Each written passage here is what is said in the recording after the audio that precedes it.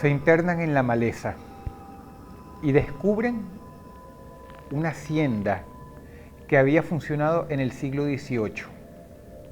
Las ventanas estaban rotas, las puertas abajo, el lugar estaba miserable, las plantas habían entrado completamente y la madre naturaleza básicamente se había apoderado por completo del lugar.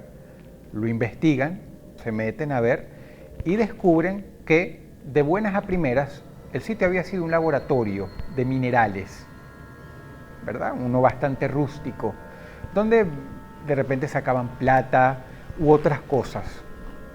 Empiezan a limpiarlo porque el lugar, por supuesto, sirve como un museo. México es un país sumamente turístico. Muchas de sus ganancias la obtienen por el turismo porque está lleno de cosas formidables y maravillosas. Y entonces dijeron, bien, acabamos de descubrir una edificación del siglo XVIII, vamos a adaptarla bien y vamos a limpiarla. Pero mientras están limpiando, una tarde, hacen un descubrimiento. Se dan cuenta, barriendo, de que el lugar tenía un sótano, y un sótano muy grande, unas puertas que se abrían en dos gigantescas. Se miran las caras, abren, rompen la cadena oxidada que habrá quedado de aquel entonces, lo abren y hay unas escaleras que van hacia la oscuridad. Van los expertos con lámparas y lo que en un principio creían que podía ser un sótano rústico, una bodega, es un lugar inmenso, casi tan grande por debajo como lo era la casa, la edificación arriba. Cuando lo empiezan a llenar de luces, emerge lentamente el horror. Aquel sitio había sido un lugar de tortura. El señor Fernando de Miera era el enviado de la Inquisición, era el emisario del Vaticano. Esta persona tenía mucho poder y aunque las autoridades mexicanas no veían con buenos ojos prácticas demasiado medievales, el hombre se vio orillado dentro de su maldad y de su fanatismo a tener su propio tribunal de la Inquisición instalado en el sótano de aquel lugar, donde él era juez y verdugo. El señor de Miera tenía un talento extraordinario para la maldad y sus aparatos de tortura así lo prueban. Quien entraba ahí no volvía a salir, pero la muerte era solo un descanso, algo tan tenebroso como el final. Era lo mejor que le podía pasar a un individuo cuando entraba escaleras abajo, a los predios del señor de Miera. Podían llegar a ser torturados por días y tenían varios aparatos, entre ellos la rueca, donde los amarraban de piernas y brazos en una rueda y les daban vuelta lentamente hasta sumergirles la mitad del cuerpo en agua. Y justo cuando estaban a punto de asfixiarse, cuando habían tragado agua, cuando tenían líquido en los pulmones, los sacaba de vuelta. Y así podía estar jugando con ellos durante horas, en búsqueda de alguna lunática confesión que seguramente había sido extraída a la fuerza y era completamente falsa. Una persona tan desesperada que abandonaba sus ganas de vivir para que de una vez lo mataran. El señor de Miera era tan nefasto que él había dispuesto una celda justamente en un ángulo de los aparatos de tortura, para que quien estuviera prisionero pudiera ver por 2, 3 o más días lo que le iba a esperar. Él infligía una terrible tortura psicológica. Y vaya si tenía aparatos terribles para demostrar qué tan ruin podía llegar a ser.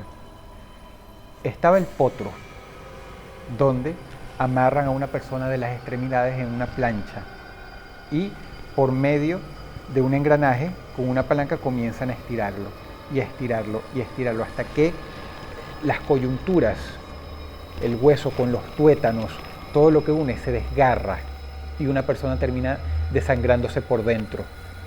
Hay un límite muy agudo en que el ser humano puede soportar ser estirado y esto lo sobrepasaba y empleaba la fuerza de un inquisidor jalando la palanca hasta que finalmente te destrozaba por dentro y te desgarraba la piel.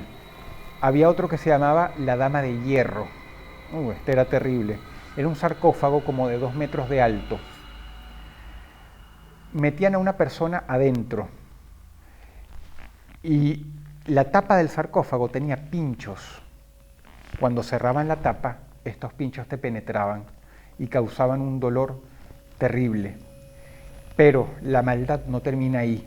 Los pinchos estaban colocados de manera muy sesuda para que no te atravesaran un órgano delicado. Todo esto con la intención de prolongar el suplicio. Incluso para la época y para la moral de la época había que tener una mentalidad muy especial para hacerle este tipo de cosas al prójimo. Y el señor de Miera, desafortunadamente, era la persona indicada. Los restos de una mujer, los huesos, mejor dicho, indican que a él también le gustaba emparedar a las personas. Las metía contra un muro y construía una pared de ladrillos desde abajo hacia arriba.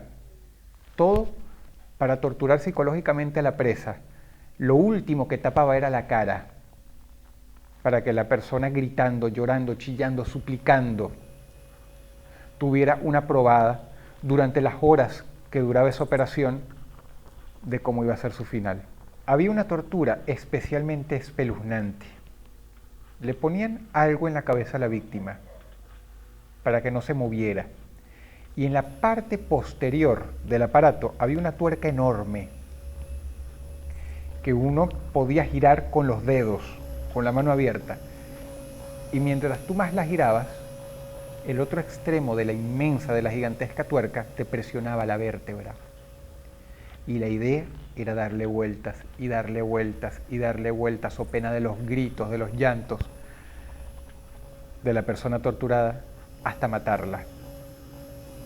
El río de sangre corriendo por su espalda, goteando en el suelo, pero no se veía parar hasta romperle el hueso, hasta que sonara, crack, con el último jirón.